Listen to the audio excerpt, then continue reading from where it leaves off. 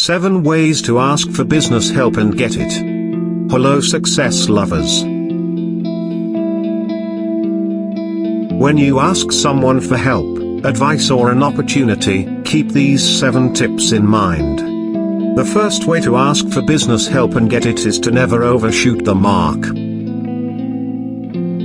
Most of the time, going straight to the top to ask for help is not going to be the right move.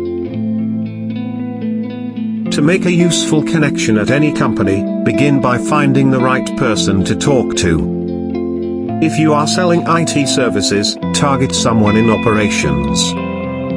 If you are pitching an applicant tracking system, target human resources. Then, find a way to make it worth that person's while to connect with you.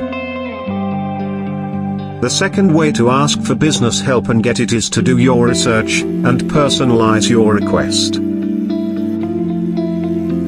Have you made an effort to find out how this organization works, who does what, and what's important to the person you are contacting? Going in blind is a sure way to get ignored. No one wants to go the extra mile for someone who wants his time but hasn't demonstrated a willingness to invest her own time first. The third way to ask for business help and get it is to offer something in return. What benefit can you provide to the person or company you are contacting? At Passions Drive, Coach Di and us have found that we get our best results when we stick with the principle outlined by Keith Ferrazzi in his book, Never Eat Alone. So create value for others first or find the win-win. For instance, when Coach D asked for his maiden book's endorsement, he always shows the person where he had promoted the person's work in the past. The fourth way to ask for business help and get it is to make it easy for people to help you. Offer to do any legwork required to fulfill your request. If you want an introduction, you might provide a paragraph the person could use for that purpose. Just offer something that your contact could just cut and paste into an email to get the work done just the way you want it.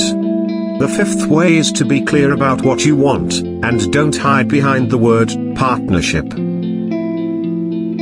If you want a partnership, outline the reciprocal benefits up front. In our office at Passion Drive we find most people who reach out to us about partnerships just want to sell stuff to our company or to our Chief Executive Officer, Coach D. Hey my friend, no thanks. That's not a partnership, that's a bait and switch. If you explain that you want to refer business to our company instead, you are likely to get that meeting. But not to come disguised with the cloak of partnership only to be seeking clienteleship.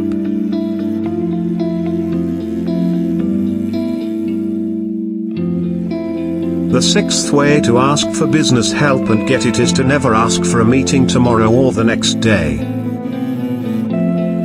This tactic is a favorite of salespeople because they love to have a concrete ask, but it rubs many people the wrong way. Most successful, well-organized people fill their calendars months in advance. They can't make free time on short notice. It makes a better impression to ask for a meeting at the helper's convenience. The seventh way is to stop asking people to find you a job. There is a perception that busy executives with good networks pay attention to who is hiring outside their company. Nothing could be further from the truth, and asking someone you don't know well or with whom you have been out of touch to look out for a job for you is a self-serving request. Instead, do the homework yourself and approach your contacts with specific and relevant asks that have mutual benefit. For example, point out a role that someone important to them is looking to fill and suggest that a warm introduction to you could make them look good. High-level executives and other successful people with a lot of demands on their schedules need to be selective about who gets their attention. Seeking a connection that's all about you and your goals is a recipe for failure. If you want to get ahead, Do your research, think about the other person's time and needs, and make a great first impression. Networking is all about putting yourself out there, but it's important to remember that making a nuisance of yourself is no way to win friends and influence people. Every day, ambitious people take their problems straight to the top, asking for help, favors and a few minutes of time from chief executive officers and company leaders, most of whom they have never met before. The CEOs and leaders we talk to often get 20 to 30 unsolicited requests a week for advice, jobs or partnerships. And many of these come from people with whom they have no connection or a shallow one at best. Pitching products and partnerships without any thought to how these will benefit the targeted company or individual can do more harm than good. Naturally, ambitious people like you want to get the attention of people with power and influence, and that can mean being assertive. Our CEO and us frequently reach out to busy people who should not have time for us, but we succeed in connecting nonetheless with other people. This is because, as in so much of business, execution is everything. Thank you. Do subscribe to our channel, Passion Drive Coaching on YouTube, if you have enjoyed this video.